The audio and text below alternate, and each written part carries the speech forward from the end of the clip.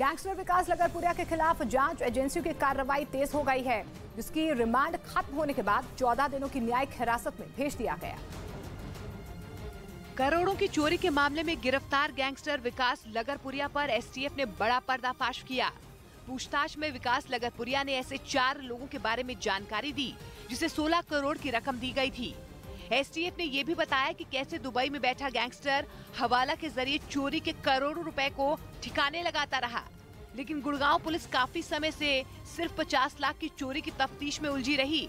दावा किया गया कि एक फ्लैट में विकास लगरपुरिया ने कुछ पैसे छिपा कर रखे थे, जिसकी तफ्तीश करते हुए एसटीएफ ने 4 करोड़ रुपए, जिसमें 12,500 यूएस डॉलर गोल्ड और कैश बरामद किए हैं।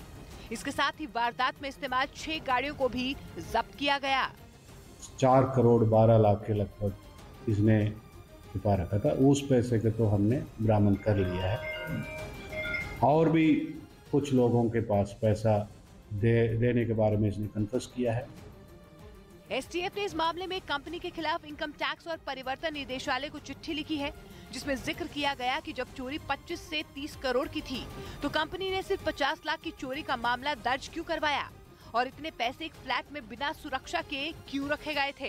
एसटीएफ के मुताबिक रिमांड के दौरान विकास लगरपुरिया ने ये भी बताया कि करोड़ों की चोरी की साजिश रचने में डॉक्टर सजिंदर जैन नवल भी उसके साथ शामिल था। इधर सुशांत सिंह राजपूत केस में नया दावा सामने आने के बाद उनकी बहन ने सीबीआई से मदद की अपील की। एक रोज पहले ही सुशांत के पोस्टमार्टम के वक्त वहां मौजूद रहने वाले एक कर्मचारी रूप कुमार शाह ने दावा किया था कि उनके शरीर पर चोट के निशान थे, जिसके बाद सुशांत की बहन श्वेता सिंह कीर्ति ने ट्वीट कर सीबीआई से नए दावे की जांच की अपील की। उन्होंने मुंबई के कूपर अस्पताल के कर्मचारी रूप कुमार शाह को सुरक्षा देने की भी मांग की, जिन्होंने सुशांत के शरीर पर चोट के निशान होने का दावा किया था। वो मार लगेला अलग ढंग के था, हमने जब देखा तो वो फ्रैक्चर के माफिक था। उनके इस दावे के बाद उस वक्त बिहार के डीजीपी रहे गुप्तेश्वर पांडे ने फिर साजिश की आशंका जताई। इसमें हमको लगता है दाल में कुछ काला है, कुछ जरूर छुपाने की कोशिश कर रही है। हालांकि पोस्टमार्टम रिपोर्ट में सुशांत के फंदे से लटकने के दौरान दम घुटने को उनकी मौत की वजह बताया गया था। इधर करीब 1 साल बाद एनसीपी नेता और महाराष्ट्र के पूर्व गृह मंत्री अनिल देशमुख के जेल से बाहर आने का रास्ता साफ हो गया। सीबीआई ने उनकी जमानत पर रोक लगाने की मांग की थी, जिसे बॉम्बे हाईकोर्ट ने खारिज कर दिया, जिसके बाद एनसीपी नेता अनिल देशमुख का जमानत पर जेल से बाहर आना तय हो गया। मुंबई की आर्थर रोड जेल से वो सुबह रिहा हो सकते हैं। वसूली केस में अनिल देशमुख की गिरफ्तारी पिछले साल नवंबर में हुई थी। कनाडा में बर्फीले तूफान से हाहाकार मचा है, जिसकी वजह से लोगों की जिंदगी बेहाल हो गई है।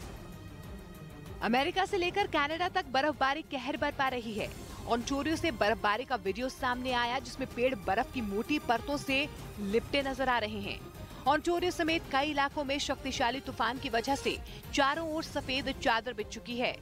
दूर दूर तक सिर्फ झागनुमा नदी जैसी तस्वीरें दिखाई दी, जिसके बीच बर्फबारी और तेज हवा की वजह से डिजाइनर कलाकृतियां भी बनी दिखी। वहीं सड़क किनारे लगे खंभे भी इसकी चपेट में आ गए, जिससे ट्रैफिक सिग्नल पर भी इसका असर देखने को मिला। एक तरफ लोग जहां भीषण बर्फबारी का सामना करने को मजबूर हैं, तो वहीं कुछ लोग इस बर्फ के मैदान में तस्वीरें खिंचवाते भी नजर आए।